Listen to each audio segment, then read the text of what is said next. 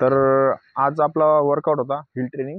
Hill ट्रेनिंगला जमलं नाही तर आज आपण आता स्क्वॉट्स वर्कआउट करणार आहे. तर काल आपण बघितलं रनिंग करायच्या टायमाला पायाची पोझिशन कशी ठेवायची, हाताची पोझिशन कशी, रनिंग कुठं करायची, या गोष्टी लक्षात ठेवल्या. आणि आता आपण बघणार आहे स्क्वॉट वर्कआउट. स्क्वॉट वर्कआउट कसं करायचा आणि किती सेट मारायचे हे बघू. आता आपण पहिले आपलं नॉर्मल वॉर्मअप आणि स्ट्रेचिंग कंप्लीट करून घेऊ, त्याच्यानंतर जॉगिंग, त्याच्यानंतर मग वर्कआउट चालू करू. चला.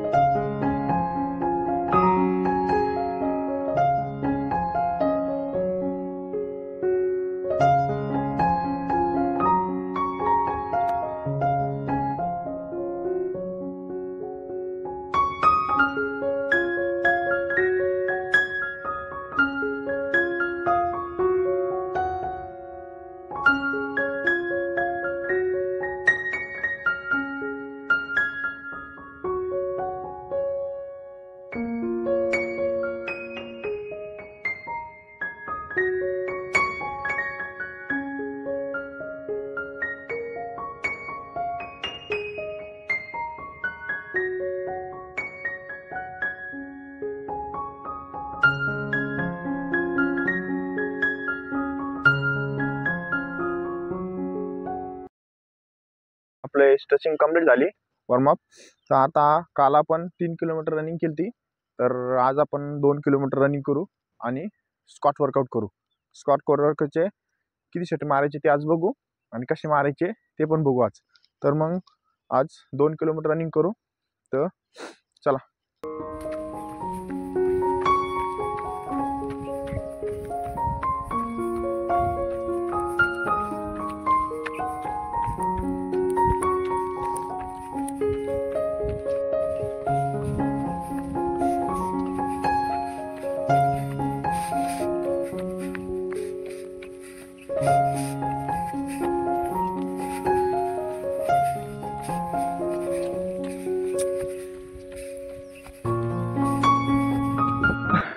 रनिंग कंप्लीट झाली आपली. खरी पण तुम्हाला सांगतो, रनिंग एका लेवलनी करा, स्टार्टिंग ते एंडिंग. आपण आता एवढा महिना सेम 2 किलोमीटर करणार आहे. मग आपला वर्कआउट शेड्यूल चालू करणार आहे आपण. त्याने प्रॅक्टिस परफेक्ट होईल. मग दररोज वेगवेगळे इव्हेंट. तर आता झालं आपलं जॉगिंग कंप्लीट. वॉकिंग करू 15-20 सेकंद. त्याच्यानंतर स्क्वॉट वर्कआउट करू आपण. स्क्वॉट वर्कआउट किती सेट मारायचे, काय मारायचे ते बघू आपण प्रॉपर. चला तर स्क्वॉट वर्कआउट करू जाऊ.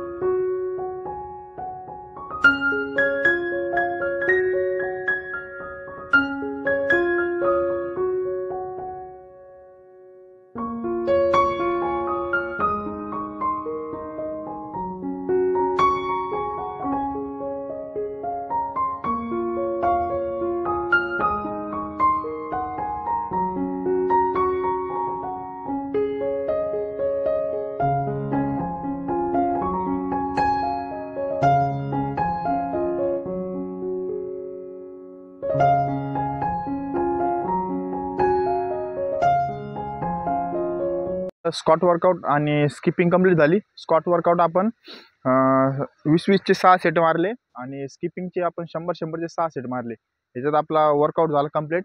तर आता आपण स्ट्रेचिंग आणि ॲप्स आणि रोलर हे 3 एक्सरसाइज करू, स्ट्रेचिंग करू आणि बघू.